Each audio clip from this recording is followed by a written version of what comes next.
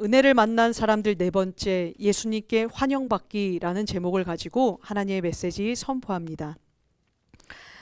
예수님의 시선에는 늘 세 부류의 사람들이 있었습니다. 자신이 병든지 모르는 악인 한 부류와, 그리고 자신이 병든지 알아요. 그렇지만 어떻게 고침받아야 될지 모르는 죄인, 이게 두 번째고요. 그리고 세 번째는 이 모든 것에서 구원받고 용서받고 사랑받게 된 의인이 바로 예수님 앞에 서 있는 세 부류의 존재들인데요. 그 중에서 예수님은 이 땅에 오신 목적을 이 세 부류 중 단 한 부류를 위해서 오셨다라고 말씀해 주십니다. 예수님이 찾으러 오신 이가 누구인지 우리 누가복음 5장 32절 말씀을 같이 함께 읽어보도록 하겠습니다. 같이 읽습니다. 시작. 내가 의인을 부르러 온 것이 아니요 죄인을 불러 회개시키러 왔노라. 아멘. 예수님이 당신이 이 땅에 오신 목적이 의인이 아니고 죄인을 불러, 나는 죄인을 만나러 이 땅에 왔다라고 이야기를 하셨는데요. 베드로를 제자 삼으시고 이제 마테레이를 다시 제자로 부르시면서 그의 집에서 함께 식사를 할 때 그 장면을 목격한 바리새인과 서기관들의 비난에 답하셨던 예수님의 답변입니다. 그때 예수님이 하신 말씀이 쉽게 말하면 이런 이야기였어요. 나는 의인이라 착각하는 너희들, 악인을 위해서 온 게 아니다. 나는 내가 죄인인 걸 알고 그 죄에서 어떻게 벗어날지 모르는 죄인을 찾으러 왔다라고 말씀하신 건데요. 여기서 우리는 예수님의 관심사를 알 수 있습니다. 예수님의 관심사는요, 악인에게 있지 않다라는 거예요. 오히려 죄인에게 있었다라는 사실인데요. 자, 그렇다면 이제 우리가 알아야 될 것, 어떻게 하면 악인이 되지 않고 어떻게 하면 죄인이 될 수 있을까? 이 죄인의 자리에 서 있어야만 반드시 우리가 의인의 자리로 이동될 수 있기에 우리가 잡아야 할 이 땅에서의 균형은 내가 죄인이라는 것을 늘 깨닫고 그리고 그 죄인이라는 것을 늘 고백하는 삶이 필요하다라는 것인데요.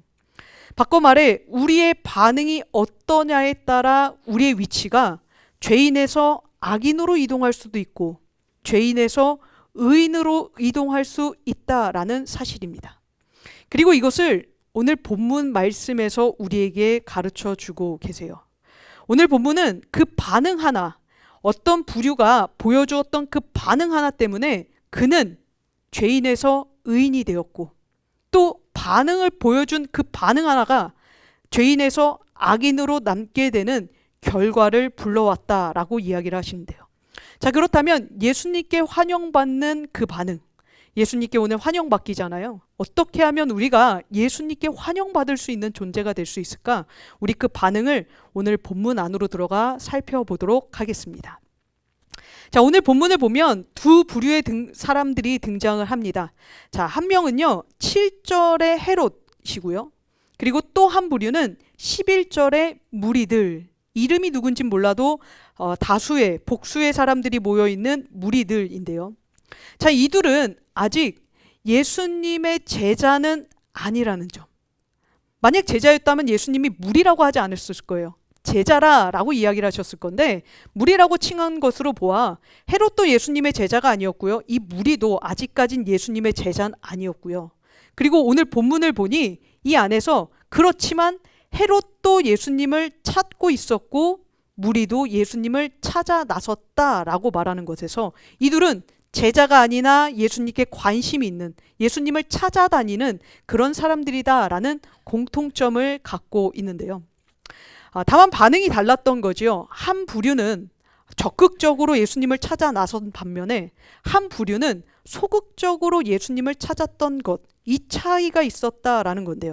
자, 그렇다면 어떻게 행동했길래, 어떻게 반응했길래 하나는 소극적이었다라고 말씀하시고 하나는 적극적이었다라고 이야기를 하시는지 우리 먼저 첫 번째 등장인물인 헤롯을 살펴보도록 하겠습니다. 자, 지난 시간에 우리 제자들이 어디를 떠났죠? 전도 여행을 떠났지요. 전도 여행을 떠나면서 예수님께서 보내시며 사도로 보내시며 자기의 권위를 일임하셔서 그들에게 능력과 권능을 행하게 하셨습니다. 자, 그랬던 그 전도 여행이 어떻게 했다, 이런 결과를 만났다라고 다 보여주진 않지만 오늘 본문을 보니까요, 얼마나 성공적이었는지, 그 전도 여행이 얼마나 큰 여파를 일으켰는지 헤롯의 귀, 궁전 안에 살고 있는 헤롯의 귀까지 들어갔다라고 말합니다. 자, 그가 들었던 내용은 이런 거였대요. 이 전도 여행이 정말 성공적이었다는 것을 보여주는 그 내용이 본문 7절과 8절인데요. 우리 같이 한번 읽어볼게요. 같이 읽습니다. 시작. 본붕왕 헤롯이 이 모든 일을 듣고 심히 당황하니 이는 어떤 사람은 요한이 죽은 자 가운데서 살아났다고도 하며 어떤 사람은 엘리야가 나타났다고도 하며 어떤 사람은 옛 선지자 한 사람이 다시 살아났다고도 함이라. 아멘. 자, 봉붕한 헤롯, 우리 헤롯에 대하여 예전에 한번 살펴본 적이 있는데요. 자, 이 헤롯은 성경 안에 곳곳에서 등장을 합니다. 예수님이 태어날 때에도 등장을 하고요. 또 예수님의 사역하실 당시에도 등장하고, 나중에 예수님이 십자가에 못 박히기 전 한번 만남을 가졌던 왕도 헤롯 왕이었습니다. 그런데 헤롯 가문의 좀 이런 가계도를 살펴보면 그들 이름 자체가 헤롯 누구누구, 헤롯 누구누구 이렇게 이루어진다는 것에서 동일 인물은 아니라는 것을 좀 보게 되는데요.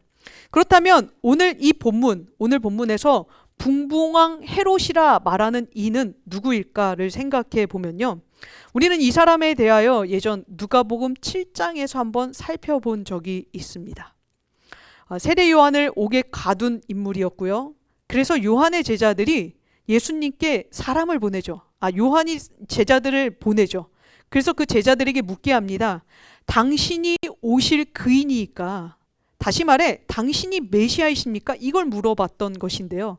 그때 우리는 이 세례 요한의 이야기를 두 번 나누어 살펴보며 그가 믿음에서 실족할 뻔했다라고 살펴보았습니다.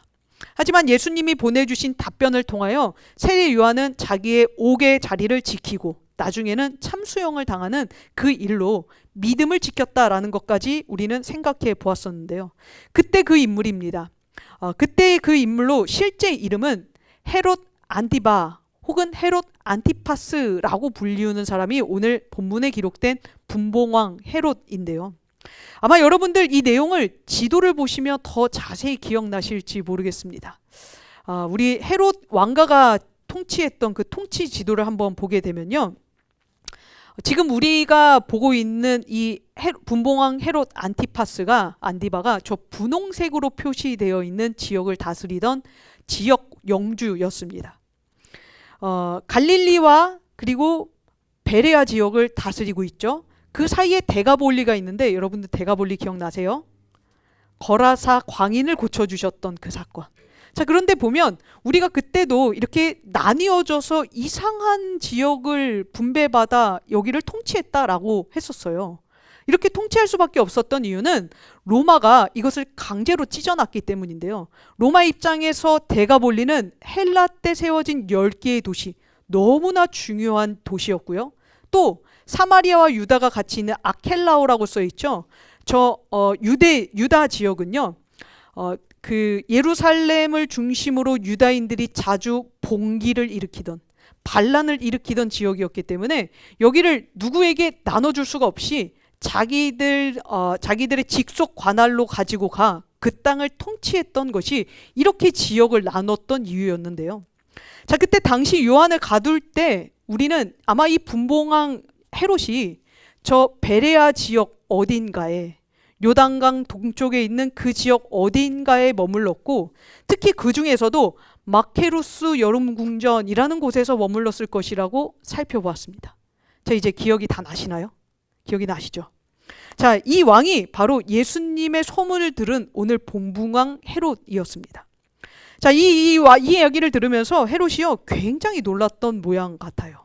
그 이유는 예수님의 소문을 전해주었던 그 3가지 소문의 내용이 너무나도 기이했기 때문이었는데요. 자, 그 말을 저희가 정리해보면 오늘 7절과 8절의 말씀인데요. 첫 번째는 자신이 죽인 세례 요한이 부활한 것, 다시 살아나 돌아온 것 같다라고도 하고요. 또 두 번째는 죽지 않고 승전한 구약의 선지자 엘리야가 죽지 않았기 때문에 누구도 시체를 보지 못했거든요.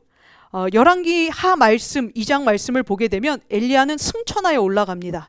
그래서 엘리사가요, 그의 제자 엘리사가 엘리야의 시체를 찾아보려고 여기저기 돌아다니는 그 제자들이 와서 엘리사에게 자기들이 찾게 해달라고 해요. 근데 3일 밤낮을 찾았는데 못 찾았다고 전해져요.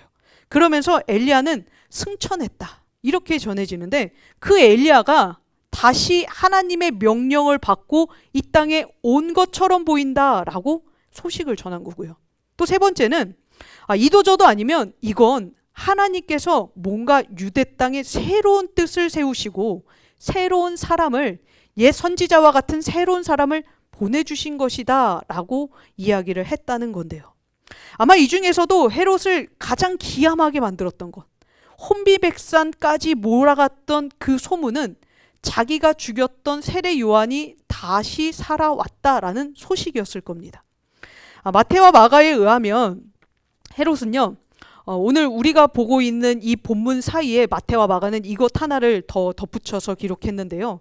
헤롯이 자기가 결혼했었던 그 헤로디아, 그녀의 딸, 수양딸이죠. 그러니까 의붓딸이죠. 그 딸이 자기가 벌였던 어떤 잔치에서 막 너무 예쁘게 춤을 추니까요, 내가 너한테 뭘 줄까? 내가 진짜 나라 반이라도 달라고 해도 내가 정말 주고 싶을 만큼 너 너무 예쁘다, 이렇게 이야기한 칭찬에 그 딸이 엄마에게 물어봐 엄마가 세례 요한의 목을 달라고 요청을 합니다. 그때 세례 요한이 조금 고민하지만요, 헤롯이 조금 고민하지만 자기가 말한 체면도 있잖아요. 그러니까 사람들 앞에서 그 체면을 구기지 않기 위해 정말 세례 요한의 목을 잘라서 그 목을 쟁반에 담아 그 딸에게 주는 사건이 일어났습니다. 그것을 헤롯이요, 알고 있었어요. 그냥 죽여라, 더 이상 보이지 않게 해라, 이게 아니라요, 자기가 직접 자르진 않았겠지만 그 목을 잘라서 가지고 온 걸 두 눈으로 목격을 했고요. 그것을 보았기 때문에 오늘 그가 살아 돌아왔다고? 라고 하는 그 소문에 기함하지 않을 수 없었던 건데요. 내가 죽인 사람이 돌아왔다, 내가 어떤 화를 주었던 사람이 나에게 복수하려고 돌아왔다라는 그 소식만큼 무서운 이야기도 없을 거예요. 그러면서 헤롯이요, 여기에 굉장히 불안해하기 시작합니다. 이처럼 헤롯이 불안해 보였던 그 이유도 사실은 또 다른 그 배경이 있어요. 이것은 아버지 때 헤롯 대왕이죠. 이 헤롯 대왕의 등장은 어디서 나오냐면 마태복음 2장에 예수님이 태어나시고 동방박사가 예수님을 경배하러 찾아올 그 당시 헤롯 대왕에게 먼저 찾아갑니다. 그러면서요, 유대의 왕이 어디 나셨습니까? 라고 물어봐요. 그리고 나서 그 이야기를 들은 헤롯이 난 어디 났는지 사실 잘 모르겠지만 뭐 사람들을 동원해서 뭐 어디 나사렛 베들레헴이더라 뭐 이렇게 이야기를 대신 전해준 후에 한마디를 덧붙여요. 동방 박사들에게 너희가 혹시 그 예수를 찾게 되면 반드시 나한테도 알려주어라. 나도 가서 경배하고 싶어 라고 얘기를 하는데요. 사실 이건요, 거짓말이었고요. 그의 의중은 뭐였냐면, 유대의 왕은 난데 누가 유대의 왕이란 말이야. 그 아이 태어났어? 내가 반드시 찾아가서 죽일 거야. 이것에 보여주었던 그 증명이 나중에 동방박사가 그 성령의 천사의 지시를 받고 자기네 땅으로 그냥 돌아가 버린단 말이에요. 헤롯한테 안 오고. 그러니까 헤롯이 기다리다 못해 이 동방박사들이 안 오니까 그들이 왔었던 시점을 기점으로 약 2년, 만 2년 된 사내 아이들은 다 죽여라 라는 명령을 한번 내리게 됩니다. 그때 요셉이 아이를 안고 아내 마리아와 애굽으로 도망을 가죠. 그때 그 사건을 보았을 때 헤롯 왕과 아내는요, 헤롯 대왕은 물론 오늘 여기 분봉한 헤롯에게도 그 집안 대대로 내려오고 있는 이 신경질적 불안이 하나 심겨져 있다라는 것을 보게 되는데요. 바로 자기들이 왕이 안 될 수도 있다라는 불안입니다. 헤롯은 정통 유대인이 아니라요, 로마 황제의 힘을 입어서 그의 백으로 왕 자리를 얻어낸 인물이었습니다. 그래서요, 유대인들 사이에서는 항상 불만이 많았고요. 그를 어떻게 해서든지 쫓아버리는 것이 하나님의 뜻이라고 믿는 열성분자, 예수님의 제자 중에는 시몬과 같은 사람들도 있었는데요. 자, 그러다 보니 이 왕가는요, 이 왕가 사람들은 항상 불안했어요. 누가 자기를 죽이진 않을까? 언제 어디서 로마 황제가 마음이 바뀌어서 그가 잘못 생각해서 나를 이 왕자리에서 쫓아내진 않을까? 항상 이게 불안했었던 것인데요. 그런데 오늘 본문을 보니 그들 안에 더 두려워하는 존재가 있었음을 발견하게 됩니다. 바로 그 존재는요, 눈에 보이지 않는 하나님이었어요. 지금까지는 하나님이 유대 역사가 멸망하고 난 이후부터 그리스와 로마와 헬라죠, 알렉산더 대왕에게 그들을 내어주고 로마에게 그들을 내어주었던 그 하나님이 마치 모세와 같은 선지자를 보내요. 혹은 다윗과 같은 왕을 보내요. 자기들을 쫓아내고 유대 왕국을 다시 세우지는 않을까? 이게 유대인들이 그토록 원했던 메시아잖아요. 이것에 대한 불안이 항상 그들 마음에 있었다는 것을 보여주는 것인데요. 그래서 누군가가 소문을 전해주었다고 했죠.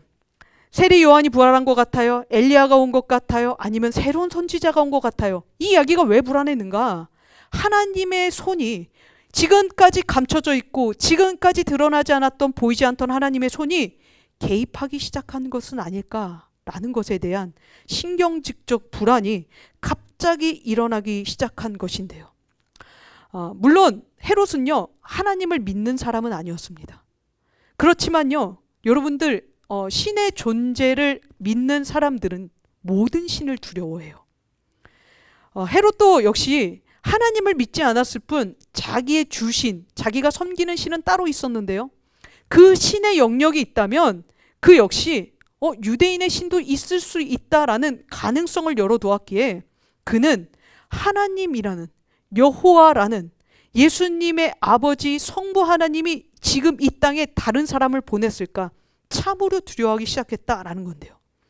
믿진 않았지만 신의 존재는 누구도 확신할 수 없는 그 불가사의 영역이기에 그러다 보니 혹시라도 유대 민족의 하나님이 개입하면 어쩌나 하는 염려가 헤롯 가문 대대로 내려오는 불안 중에 하나였다라는 사실입니다. 그래서 헤롯 안티파스가요, 그 불안한 나머지 움직이기 시작해요. 자, 그 움직임이 오늘 본문 9절 마지막에 기록이 되는데요. 우리 본문 9절 말씀을 같이 함께 읽겠습니다. 시작. 헤롯이 이르되 요한은 내가 목을 베었거늘 이제 이런 일이 들리니 이 사람이 누군가 하며 그를 보고자 하더라. 아멘. 자신이 죽였다라고 생각했던 이 요한이 살아 돌아온 것은 아닐까?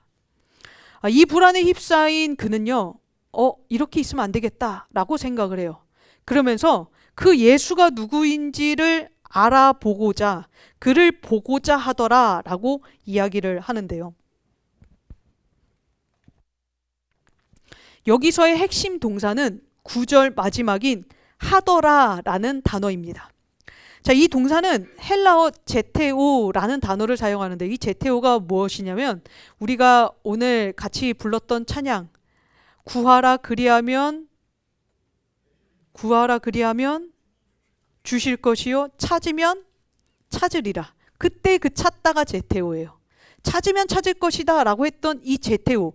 그러니까 이것은 하더라라고 번역했지만 그냥 그렇게 하기로 마음 먹었다라는 어떻게 보면 그 조동사죠. 동사를 뒷받침해주는 두 같은 그런 조동사가 아니라 직접적인 일반 동사로 사용된 게 하더라, 제테오, 찾다라는 단어인데요. 우리말 성경은 그냥 한번 봤으면 좋겠다, 나는 보고 싶다 이런 식의 조동사, 소극적인 조동사로 기록하지만 원어에서는 꼭 반드시 내가 찾고야 말겠다라는 그 의지가 담긴 일반 동사로 이 제테오를 선택합니다.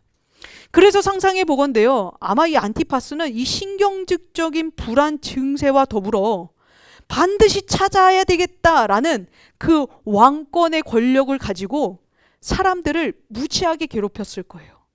예수가 누군지 알아봐라. 그가 지금 어디에 있는지 찾아봐라. 내가 그를 만나야 되겠다. 마치 세례 요한을 자기가 사로잡아 끌고 와 옥에 가둔 것처럼 예수님을 가두고 싶어 했던 그 완악한 마음이 지금 오늘 안티파스가 보여주고 있는 그를 보고자 하더라 라는 그 단어 안에 담겨져 있는 그의 의지인데요. 이처럼 헤롯도 예수님을 만나려고 찾았다는 겁니다. 안 찾은 건 아니에요. 제테오 찾았다니까요. 예수님을 찾고자 했었답니다. 그리고 이런 모든 상황을 예측하셨는지 예수님은요, 자기를 찾으려고 하는 그 헤롯의 심리를 꿰뚫어 보시며 다음 행선지를 옮겨가시고 계심을 보게 되는데요. 자, 전도여행을 마치고 합류한 제자들을 데리고 다른 장소로 옮기시죠. 자, 본문 10절. 사도들이 돌아와 자기들이 행한 모든 것을 예수께 여쭈니 데리시고 따로 벳세다라는 고을로 떠나가셨으나. 아멘. 오늘 사도들이 이제 전도여행을 갔다가 다시 모였어요. 모이는데 아마 예수님이 떠나는 날 다시 돌아오는 시간, 날짜, 그리고 장소 뭐 이런 것들을 대략 알려주셨겠죠. 나는 거기 있을 거니까 글로 와라. 뭐 이렇게 집결지를 알려주셨을 건데요. 거기가 어디인지는 확실하지 않지만 중요한 건 그들이 함께 모이자마자 그들의 그 쉼을, 노고를 풀 그런 시간조차 없이 예수님은 곧바로 따로 벳세다라는 고을로 떠나셨다라고 이야기를 합니다. 자, 이 벳세다는 갈릴리 바다를 중심으로 요단강 동쪽, 북쪽 해안에 있는 그런 해안 도시인데요. 여기는 베드로와 안드레 그리고 빌립의 고향 도시라고도 알려져 있는 마을입니다. 그렇게 생각해 보면 언뜻 보면 제자들이 많이 지쳐 있잖아요. 집을 떠나온 지도 오래됐을 거고요. 또 특히나 지금은 전도 여행, 옷 하나 가져가지 못하는 그 전도 여행을 갔다가 돌아온 이후였어요. 그러니 너희들 오랜만에 가서 집에 가서 쉬어라. 고향 가서 가족들도 만나고 친구들도 만나고 우리 좀 쉼을 갖자. 이렇게 휴가를 주신 것처럼 보여지지만 또 다른 지도 하나를 보게 되면 예수님께서 이 땅을 선택하신 의도가 명확하게 보여지는데요. 자, 우리 다음 지도 한번 보여주십시오. 자, 보시면요. 지금 예수님이 어디에서 집결지를 선택하셨는지 몰라요. 그런데 분봉왕 헤롯 안티파스의 땅에서 모였다가 지금 다른 곳으로 이동하시는데 벳세다라고 한 그 땅 어디에 있어요? 요단강 북쪽 동쪽에 있죠. 북동쪽에 있죠. 자, 그런데 그 옆에 있는 지도를 한번 보시면 자, 저 땅 지금 누구에게 속해 있습니까? 누구에게 속해 있는 것처럼 보여요? 자, 저 게네사렛 호수가 갈릴리랑 데가볼리 그 사이에 파란색 바다예요. 저 위에 거 아니고요. 좀 하나, 둘, 셋 했을 때 저 두 번째거든요. 그러면 여기라고 쳤을 때 지금 요단강이 한 줄기 위로 쭉 올라가죠. 헐몬산 위쪽까지 올라가는 거예요. 아니요, 그 위로. 네, 그 위로 올라가죠. 그랬을 때 고라신과 벳세다 사이에 물줄기가 하나 있는 걸로 보았으면 우린 지금 벳세다가 어디 있다고 보여요? 빌립 땅이에요. 지금 예수님이 의도적으로 선택하셨는데 사실 예수님의 가장 주된 사역지는 옆에 그림을 보시면 가버나움, 게네사렛, 막달라, 디베랴 바닷가에서도 자주 움직이시거든요. 그리고 가나, 나사렛 다 이쪽입니다. 다 서쪽이에요. 그런데 예수님께서 굳이 지금 이 제자들을 데리고 여정의 여행의 그런 수고, 피로를 풀 시간도 없이 제자들을 막 챙겨서 다른 데로 이동을 하셨는데 그 땅이 어디였는가? 바로 드라고닛, 헤롯 빌립의 땅으로 떠나셨다라는 것을 보여주고 있는데요. 정리하면 헤롯의 손이 닿지 않는 곳으로 예수님은 지금 멀리 피신 가신 것과 마찬가지였다라는 사실입니다. 왜요? 예수님의 소식을 들으면, 제자들이 행했다라는 기적을 들으면 헤롯 안티파스가 얼마나 길길이 날뛸지 알고 계셨다라는 거예요. 자, 그리고 나서 우린 여기서부터가 이제 오늘 본문 우리들에게 주시는 메시지의 핵심입니다. 여기부터가 중요한데요. 헤롯과 무리 둘 다 죄인의 자리에서 출발했지만 이 무리의 선택 하나가 죄인의 자리에서 의인으로 옮겨졌다라고 성경이 이야기를 하시기 때문에 자, 오늘 우리의 이 말씀이 가장 중요한 말씀인데요. 이 말씀 같이 한번 읽겠습니다. 본문 11절이에요. 같이 읽습니다. 시작. 무리가 알고 따라왔거늘 예수께서 그들을 영접하사 하나님 나라의 일을 이야기하시며 병 고칠 자들은 고치시더라. 아멘. 예수님이 옮겨가신 것을 알고요. 무리들은 그냥 가만히 있지 않았대요. 만약 예수님이 보내신 제자들의 사역이 아까 지도에서 유다 땅에 있었거나 혹은 데가볼리에서 있었거나 혹은 빌립의 영토에서 있었다면 분봉왕 헤롯 이 사람의 예수님의 소식을 들었을 리가 없어요. 이것은 제자들이 사역했던 도시가 갈릴리 중심으로 헤롯 안티파스의 영지였다라는 것을 알 수 있는데요. 자, 그런데 거기에서 모였던 예수님이 빌립의 도시로 도망가십니다. 빌립의 도시로 옮기셨는데 오늘 무리들이 어떻게 했대요? 아, 예수님 떠났구나. 이렇게 알아보고 끝내지 않고요. 따라갔다고 이야기를 합니다. 예수님이 자기들과 함께 분명히 있었는데 갑자기 없어졌다라는 것을 알고 그들이 그 사실을 인식하자마자 수소문하여 예수님이 어디로 가셨는지 쫓아갔다라고 기록을 하고 있는데요. 자, 여기에서 쓰인 이 따라왔거늘 이라는 원어 아클로데오라는 헬라어는요. 베드로가 예수님을 따를 때 보여주었던 그 행동과 같은 단어입니다. 그물을 버리고 베드로가 어떻게 했죠? 쫓았다라고 얘기를 하죠. 성경에서. 제가 이 말씀은 따로 준비하지 않았는데 그물을 버리고 쫓았다라고 할 때 그 쫓은 행동이 바로 아클로데오예요. 다시 말해 이 무리들은 모든 것을 버리고 베드로가 자기의 그물, 생업, 가족, 친척, 자식 다 버리고 예수님이 메시아라는 것을 확신하며 쫓아갔던 것처럼 오늘 이 무리들도요 따라갔대요. 아클로데오. 예수님을 만나야 돼. 예수님이 진리야 라고 확신하며 제자가 되기 위하여 예수님 한 분을 따라갔다라는 사실인데요. 자, 그런 이들을 예수님은 어떻게 하셨다고 이야기하나요? 예수께서 그들을 영접하사 복음전도, 전도 여행 때 하신 것처럼 하나님 나라의 복음을 전해주시고 또 병 고칠 만한 믿음 있는 자들을 찾아내어 그들의 병을 고쳐주셨다라고 말씀을 하시는 건데요. 자, 이 영접의 원어적 의미는요. 단지 우리 집에 놀러온 손님에게 오셨어요. 여기 앉으세요. 차 드릴까요? 웰컴티 한 잔 내주는 그런 정도의 환영 인사가 아닙니다. 기쁘게 맞는 거예요. 적극적으로 환영하는 거예요. 와, 너희가 여기까지 쫓아왔어. 나를 따르려고 여기까지 온 거야. 야, 너네 정말 칭찬한다. 너네 정말 대단하다. 적극적인 어떤 마음과 예수님의 그 표현을 다하여 보여주셨던 단어가 바로 이 영접하다라는 그 반응이셨는데요. 정리하면 예수님은요, 자신을 직접 찾아오는 죄인을 언제나 어디서나 환영해 주신다라는 사실입니다. 이게 우리가 예수님께 환영받는 법이에요. 예수님께 환영받으려면 어떻게 하셔야 되냐고요? 예수님을 따라가기로 나의 모든 것을 내려놓고 그것보단 예수님이 중요해요. 내 삶보단 예수님이 먼저예요. 내 자식, 내 남편, 내 아내, 내 직업, 내 직장, 내 사업 다 중요하지만 예수님, 이 모든 것들보다 예수님이 중요해요.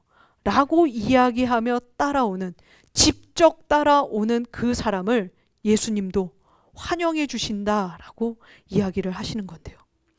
이것이 헤롯과 무리의 결정적 차이였습니다. 그 둘 다 죄인의 자리에서 출발했어요. 둘 다 뭔지 몰라도 병 들어 있었다고요. 예수님을 모르는 병이요. 그렇지만 헤롯은 자기가 병들어 있다는 것을 인정하지 않고 간접적으로 예수님을 찾아 나섭니다. 사람들을 보내고요. 그 사람들로 예수님을 잡아오라 명했을 거예요.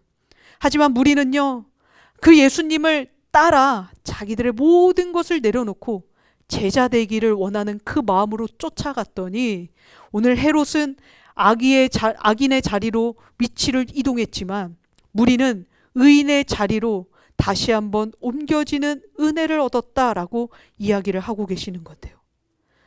말씀을 마무리합니다.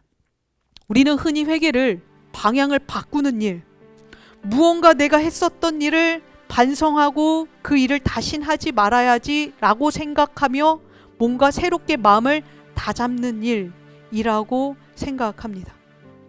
틀린 말은 아니에요.